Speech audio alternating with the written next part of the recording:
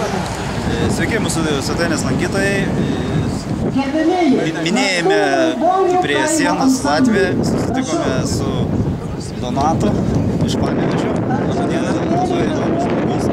Norėtume pakalbinti Donatą ir paklausti, kodėl jis sugrįžo į Lietuvą, nes paskutinius 2,5 metų gyveno emigraciją.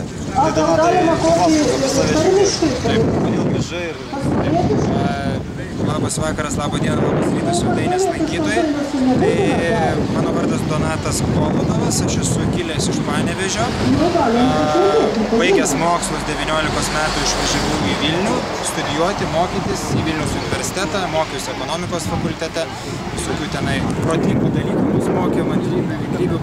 Paskui virš 4 metų dirbau Vilniuje Lietuvos komerciniuose bankuose, tiesiog su verslo klientais, su tokiais irgi sudėtingais dalykais, kol galų gale iš tikrųjų supratau, kad tas kelias niekur neveda ir labai svajojau visą laiką savo, ta prasme, kažkokį tai verslą turėti ar savo kažkokią veiklą ir to skatinimas, ta prasme, kai prasidėjo čia, reiškia, ta finansinė ekonominė krizė, išvažiavau į Londoną, reiškia, į emigraciją ir tenai prabuvau grinai 2,5 metų ir tik tai šiais metais, šių metų balandžio mėnesį grįžau į Lietuvą ir tie 2,5 metų pakankamai man aiškiai leido suprasti, kas aš esu, kur yra mano šaknis, kokia yra mano užduotis gyvenime, koks yra mano pašaukimas ir kokia yra dabartinė lietuvių tautos padėtis ir ką reikia daryti tam, kad išvesti šiuo metu mano supratimu ir ne tik tai mano supratimu sergančią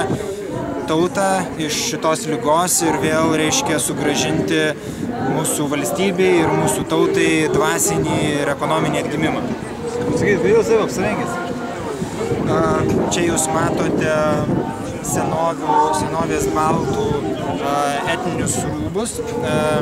Šitos rūbus man pasiuvo Anglijos Romuvos, reiškia, mano labai gera draugė ir idėjinė lyderė Romuvos, tai Rasa iš Londono ir tiesiog, kai susidomėjau senuoju baltų tikėjimu ir pasaulėžiūra visą, nusprendžiau, kad užtenka vien tik tai būti pasyviu stebėtoju ir žiūrėti viską tik tai per televizorių arba stovėti po lietsargiu per renginius, kai visi būna pasipuošę tautiniais rūbais, o pačiam aktyviai nuo pirmo žingsnio iki paskutinio dalyvauti tiek stovyklose, tiek organizuojant žmonių sambūrius, tiek einant į viešąjį gyvenimą ir tiesiog manau, kad šitie rūbai yra mano tam tikra duoklė Lietuvai, nes vilkėdamas juos ir populiarindamas juos, aš tiesiog skleidžiu senąją baltų kultūrą, senąją lietuvių kultūrą, kuri yra pamatinė ir šakninė mūsų tautos išlikimo tokia kaip ir garantija, vizija.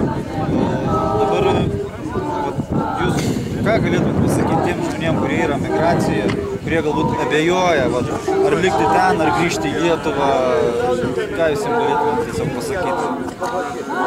Būdamas emigracijoje, gyvendamas tenai aktyviai dalyvavau lietuvių gyvenime, išeivijos, kultūriniuose renginiuose, vasario 16-osios, kovo 11-osios minėjimuose, pats teko garbė netgi vieną kovo 11-osios renginį vesti, tai teko lankytis daugelį šeimų, nes teko man ten mokyti vaikus ir suaugusius įvairių dalykų, tai anglų kalbos, matematikos, taisyti kompiuterius, taip pat pamačiau labai daug šeimų, labai daug žmonių sutikau ir šitas klausimas mano nuolatos buvo keliamas ir aš vis klausiu žmonių, tai kaip jaučiatės, tai kada grįžite, tai kiek čia laiko gyvenate ir taip toliau, ir taip toliau, ir taip toliau.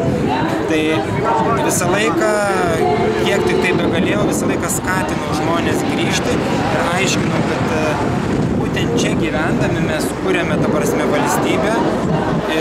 Aš sutinku ir suprantu ir akivaizdžiai matau, kad ne visi yra tokie galingi ir stiprus, kad čionai atsilaikytų šiomis žiauriomis ir žvėriškomis sąlygomis, tačiau aš kreipiuosi ypatingai tuos gudresnius, protingesnius, stipresnius lietuvius, tautiškai nusiteikusius ir labai kviečiu juos grįžti į Lietuvą, įtempti protą, įtempti raumenis ir čionai susikurti tvirtovės, susikurti kultūrinį gyvenimą, ekonominį gyvenimą, lietuviško kapitalo įmonės ir daryti išvažiuojamuosius žingsnius, kuriant lietuviško kapitalo įmonės užsienyje, o ne, reiškia,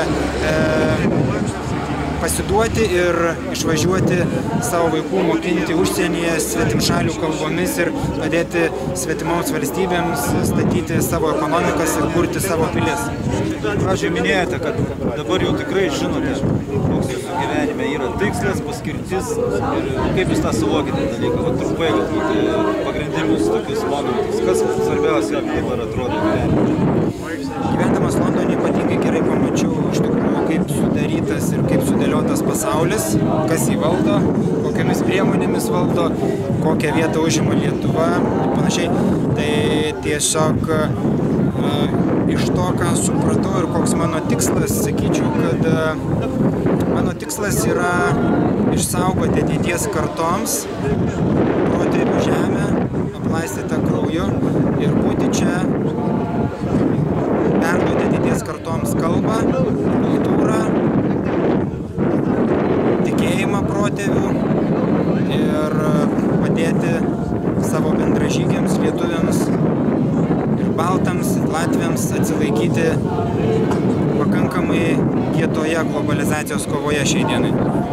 Kągi, Donatai, malonu buvo be galo su jums kalbėtis ir manau, kad ačiū labai jums. Mūsų Lietuvos gyventojai galėtų tik pasidžiaugti, kad į mūsų šalį sugrįžo toksai jaunuolis, ryžtingai nusiteikęs pakelti mūsų šalį į tokį lygmenį, kad joje galėtume gyventi oriai ir padoriai, bent jau vienodam lygmenį su kitom pasaulio šalim.